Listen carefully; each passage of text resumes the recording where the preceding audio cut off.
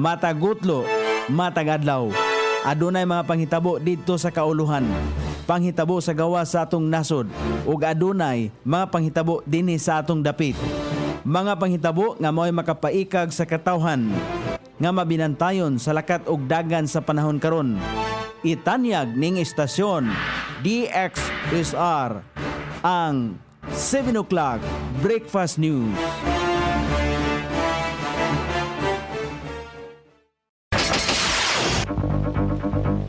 Higala, kumusta? May buntag Iligan, may buntag Mindanao, may buntag Pilipinas. Adlaw Biyernes, pizza 5 ni buwan sa Setyembre ng tuiga 2025. Sangan sa ato station manager Pastor Ruben Sulapas, kini ang inyong ka-isar Kabisaya Nonibi, ang muhatod sa hanay sa balita sa alas 7. O karon sa ulang tudling sa ato mga balita, PWD o parokyano dakpan human nakuhaan o gituang Cebu.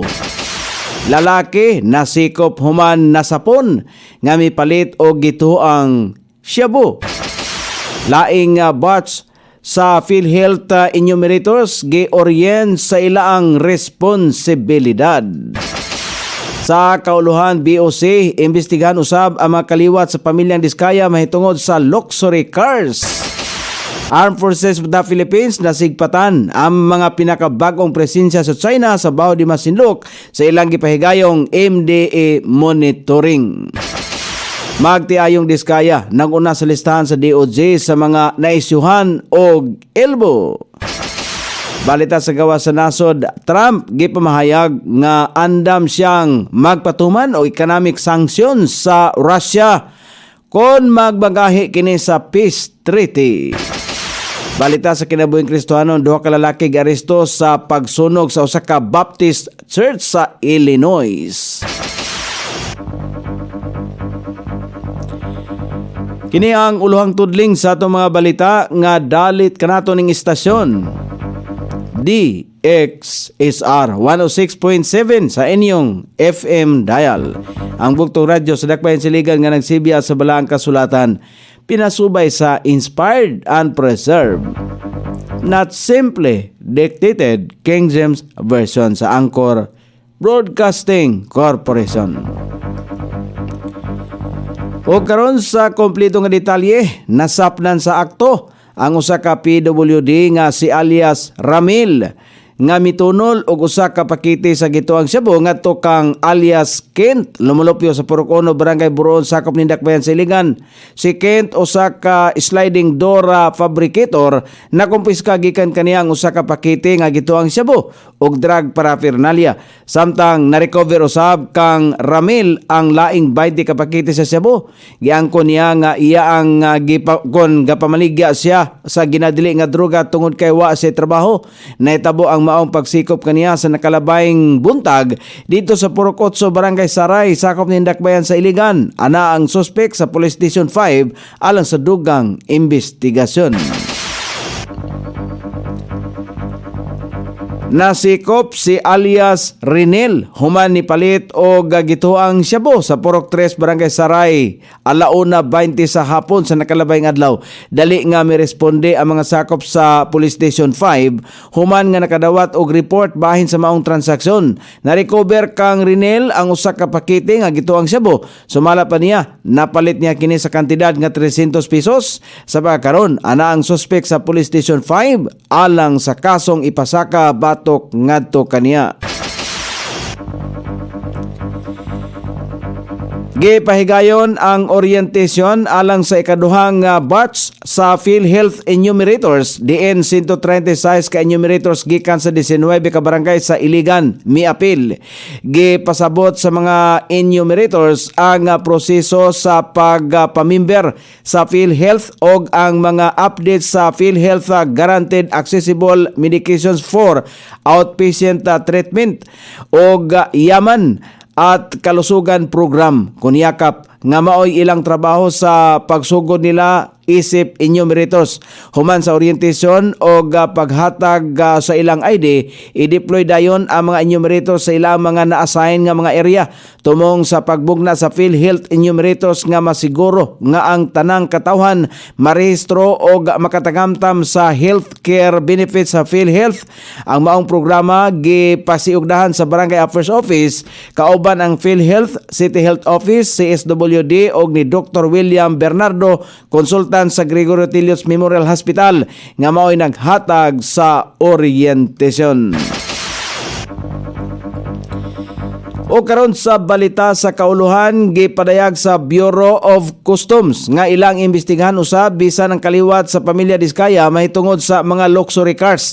Niini may kalabutan sa isyu sa flood control projects. Sumala pa sa Customs Commissioner Ariel Nepomuceno, kabahin sumala pa niya kini sa halapad nga investigasyon nga pagkahimuon sa ahensya kung diin katambayayong nila ang mga amao ang Land Transportation Office aron makakuha og impormasyon sa mga sakyanan nga nakapangalan sa mga nalambigit nga mga kontratista og sa ilahang mga kapamilya sa kontrobersyal. Apan iyang gipatina usab nga dili lang nag-focus lamang sa pamilya Diskaya o gipasanginlan nga adunay gihimong illegal mahitungod sa pagpanag-iya sumala pa sa anaa sa 80 ka mga luxury cars. Kabahin lamang kini sa ila ang gipalapdan nga pag-imbestigar mahitungod sa isyu sa flood control projects. Gusto lamang madiskubrihan sa ahensya ang kamatuoran kung tinuod ba nga ang mga aligasyon gikan sa kita sa maanumalyang proyekto ang gipamalit sa mga sakyanan. Busa gisaysay pa sa komisyoner nga dili nila palabyon nga maimbestigahan hasta na ang uban pang klase nga mahalon nga mga sakyanan. Tutukan sumala pa niya sa ahensya kung aduna bay mga kabtangan nga illegal nga gipasulod sa nasod nga Pilipinon. Nasigpatan sa armadong kusog sa Pilipinas ang mga bagong presensya sa mga barko gikan sa bahin sa China sa gipahigayong Maritime Domain Awareness sa monitoring sa ila ang tropa sa West Philippine Sea. Sa usa ka pahayag, gipatinaw ni Philippine Navy spokesperson for the West Philippine Sea, Rear Admiral Roy Vincent Trinidad, nga nasigpatan sa ilahang hanay ang duha ka People's Liberation Army Navy ships, usa ka Luyang class guided missile destroyer ug usa ka Jiangkai class frigate nga anaa sa gilayong 40 nautical miles sa amihanang silangang bahin sa Baho de Masinloc. Ang mga barko ang namonitor samtang nagpahigayon og ikanapulo nga multilateral marine cooperative activities ang Armed Forces of the Philippines kauban ang tropa gikan sa United States Navy, Royal Canadian Navy o Royal Australian Navy. Naobserbahan usab ang presensya sa mga barko sa China pinasubay sa International Task Group o wala inuoy gihimong unsamang surface serials o synchronize nga mga paglihok nga maoy kasagarang nagpakita og usa ka joint patrol nga musukwahi sa Southern Theater Command. Samtang ang mga naasing presensya usab usa lamang ka mensahe sa ila ang malign influence sa operations aron lamang kahatagan og katarungan ang ilahang illegal nga pagpatrolya sa teritoryong sakop sa exclusive economic zone sa Pilipinas. Permado na sa Department of Justice Secretary Jesus Crispin Remulla ang hangyo ni Department of Public Works and Highway Secretary Vince Dizon nga immigration lookout bulletin order batok sa mga individual nga nalambigit sa isyu sa flood control projects. Sumala pa sa naasong kalihim, permado na niya ang naasong kamanduan sunod sa mapirmahan usab ang request for issuance sa Senate Blue Ribbon Committee kagahapon sa susamang hangyo. Ilaha kining gipagawas kagahapon adlaw aron hingpit nga maisyuhan og mabantayan na sa immigration ang paggawas sa nasod sa mga individual nga nalambigit sa kontrobersyal. Apan iya usab nga gisulti nga ilaha kining iduso nga kasayuran ngadto kang Secretary Vince Dizon tungod kay ang pipila sa mga iya ang gipang-isyuhan ang nalakip na sa nahaunang pagpailalom sa travel monitoring. kinatibuk ang mukabat sa 43 ka mga individual ang giisyuhan na sa Immigration Lookout Bulletin Order kung asa naguna nini ang magtiayong si Sara og Pacifico Diskaya nga maoy nalambigit sa anomalyang flood control projects. Ang pamilya Diskaya usab maoy nagatubang sa isyong gipanag-iyahan niini ang anaa sa 80 ka mga luxury cars nga nalambigit sa kontrobersyal nga mga proyekto. O karon sa balita sa gawas sa nasod, gipamahayag ni US President Donald Trump nga andam siyang magpatuman o economic sanction sa nasod sa Russia kuno galing pakyason ni Russian President Vladimir Putin nga pirmahan ang peace treaty tali sa Russia ug Ukraine. Sumala pa ni Trump nga andam siyang tagaan og silot sa ekonomiya ang Russia kon magmagahi kini sa peace treaty kauban ang Ukraine. Dugang pa niya nga dili kinahanglan nga paabton sa World War ang naasoy nga pagpakya sa Russia sa kasamtangan. Padayon paghihapon ang panagbangi sa Russia ug Ukraine hangtod nga dili mapirmahan ang mutual peace treaty. O karon sa balita sa kinabuhing Kristohanon, giaresto sa kapulisan ang duha ka lalaki nga suspek sa pagpangsunog o vandal sa McKinley Chapel Free Will Baptist Church human nga nakuhaan og ebidensya ang ilahang binuhatan. Gikasuhan sila sa kaso nga place of worship, arson o criminal damage to property din mapriso sila sulod sa 4 hangtod sa 15 ka tuig. Sa kasamtangan, nagpahigayon og panagtigom ang mga Kristohanon sa basement sa naasoyng lugar.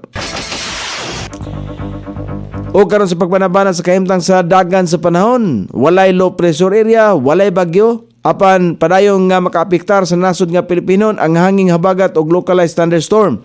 Ang Metro Manila, ubang bahin sa Luzon, Western Visayas ug ang ubang bahin sa nasod ang makatagamtang paghihapon o madag-umon nga kalangitan. Inubanan sa patak-patak nga mga pagulan karong adlaw, ilabi na sa panahon sa kapunon ug sa sayong takna sa kagabion.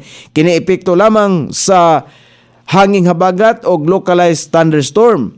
Sukod sa temperatura din sa Dakbayan Siligan, ang kabugnahon na nasa 25 ug ang kainiton musangko sa 31 degrees centigrado. Ang adlaw misilang kaganiha sa alas 5:44 ug mosahop unya sa alas 6:05 sa sayong takna sa kagabhion.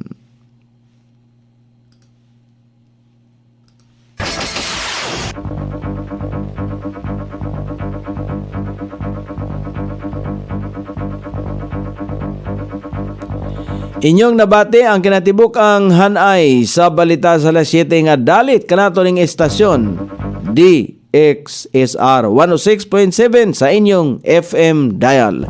Ang bugtong radyo sa Dakbayan Siligan nga nagsibya sa balaang kasulatan pinasubay sa inspired and preserved, not simply dictated King James Version sa Anchor Broadcasting Corporation. Sangan sa tigsuat sa atong balitang internasyonal ug sa kinabuhing Kristohanon, Pitzan sa balita lokal, Coney Island. Sa ato station manager Pastor Ruben Solapas. Kini ang inyong ka-ISR Kabisaya Nonebi. Magpasalamat ug mingon. Mayong buntag, Iligan.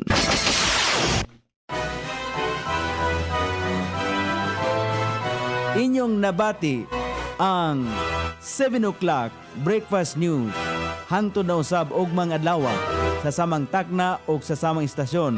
Daghang salamat sa iyong pagpaminaw ug maayong buntag.